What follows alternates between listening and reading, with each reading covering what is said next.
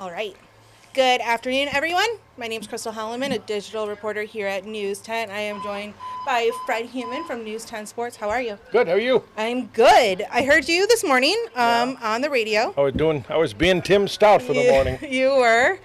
You mentioned something about how, this is a bad baseball day? Well, no, it's the worst calendar day of my year Okay. because today and yesterday are the only 2 days of the calendar year without baseball, and there are places in purgatory I think that would be better than having a day without baseball. But yesterday and today are the worst days of the year because there are no baseball games whatsoever, and I think that's awful. But it's only 2 days. Tomorrow they all play again. There you go. All right. It's the end of the All-Star break, right? Yeah, the All-Star break, and they start in spring training, and they play every day in spring training, and then they start the season, and they play almost every day. There's at least a game every day. Yeah, at least one. From February until really November, when the World Series ends now, and these are the only two dark days, so that's why I call them the two worst days of the year. Well, you were also talking a little bit about how the Tigers are still not great. And you were trying to convince some Tigers fans. Well, maybe? I run into people all over town that ask me and then say, I have a theory. I got this 3 times in the last 2 weeks. I have a theory, Uncle Fred. Theory? The theory is the Tigers are in a bad division, and they're close enough that when they get their best players back, and Riley Green's now back in the lineup, they could sneak into the playoffs. And I say hogwash. They're not good enough. They aren't a playoff team. They're not there yet. The trade deadline's coming up in a few weeks, and they'll probably sell some parts because they're just not a good enough team to compete at the elite level, even if they happen to stay in this race in a division that is woefully weak for another month or two. They're not good enough to make the playoffs. We're going to take a look at the standings right there, and that's the division. 5.5 out, right? Yep, 5.5 behind. 5.5 out. They're right as far as they're in a terrible division. Mathematically, they're right. I understand the sentiment, but I'm more of a realist. And I just don't think this is a playoff team. I don't think it's a playoff caliber team. I don't think they're there yet. I think they do have some nice pieces in the minor leagues, some players that they're waiting on. I think that Toledo lineup, their AAA affiliate, is loaded. I think there are players that around the horizon can help make the Tigers contender. But this year, no, not going to happen. Isn't that kind of what the Pistons were worried about then this past season? They're not good enough. Get rid of all the dead weight. Well, hold on to what you have. I think the Pistons have a whole lot more dead weight than the Tigers do. Sure. I mean, the Pistons are talking they're winning less than 20 games a year, and they play 82. So I think they're a lot further away.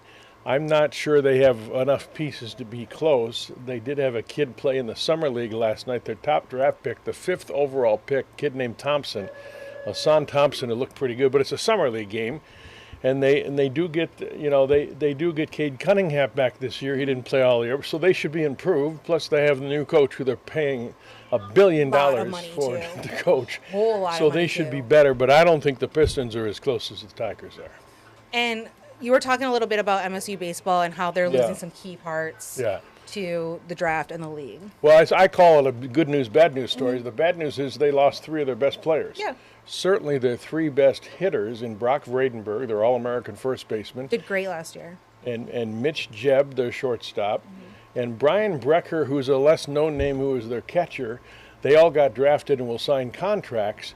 The good news is that's good for the program. It's the first time since 1969 where Michigan State has had 2 players go in the first 2 rounds. That's a long time. That's a very long time. Yeah, that's a pretty good stat. That is. And I just read that today. I wasn't even aware of that. But, so the good news is it's good for their program. The bad news is they got to replace those players. But all 3 of those guys, as I talked with Jake Boss yesterday on News 10, all 3 of those guys were overachievers.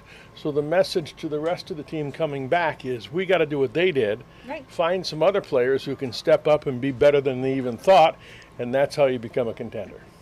Lesson learned. But if you want to go to a good program, Big Ten school, great school overall, and be in the league, then Well, Michigan State's getting there. They're getting closer. They were last year. They've had some down years, but last year was encouraging, so they're getting a little closer. But these are 3 really good players they've lost. Well, speaking of going there, former Lugnut is making his way to the big leagues with the Oakland A's. Tyler Soderstrom, who's on the left of the screen there, our left as we look at it, played in Lansing with the Lugnuts last year. We did a number of features on him, showed a lot of his long home runs. I saw a lot of his hits last year. He played AAA this year, had hit 20 home runs with the A's AAA team, hit about 250, 255, and he's been summoned to the big leagues. The message to all those young Lugnuts is the Oakland A's are so bad that if you can get good in a hurry, you can rise to the major leagues. He did that in a year. He was playing A-ball. The Lugnuts are an A-ball. Now he's jumped to AA, AAA, and he's in the major leagues and will play tomorrow night. So he's a catcher, a power hitter. I talked to him a lot, saw him play a lot, and he's now in the big leagues. So that's really a kind of the cool story of the day. It is. This is from another player who's being called up to Oakland, Zach Geloff. Yeah, Zach's on the right there. Yeah. So pretty happy for them. That's pretty cool. Yeah, that is cool. You know, we always love to see that. Cool. It former is cool. Lugnuts. When you go around Jackson Field, you see Vlad Jr. and Noah Snyder. Well, they really hit the jackpot when Vladdy and Bo Bichette played on the same team with the Lugnuts in 2017. And the part of the fun of going to see the Lugnuts is you look at young players and you wonder if they were going to be in big leagues. There's two of the best players in the league that played on the same team here in Lansing. Right here. Tyler Soderstrom could be another one because he was very good here. We'll see where he goes.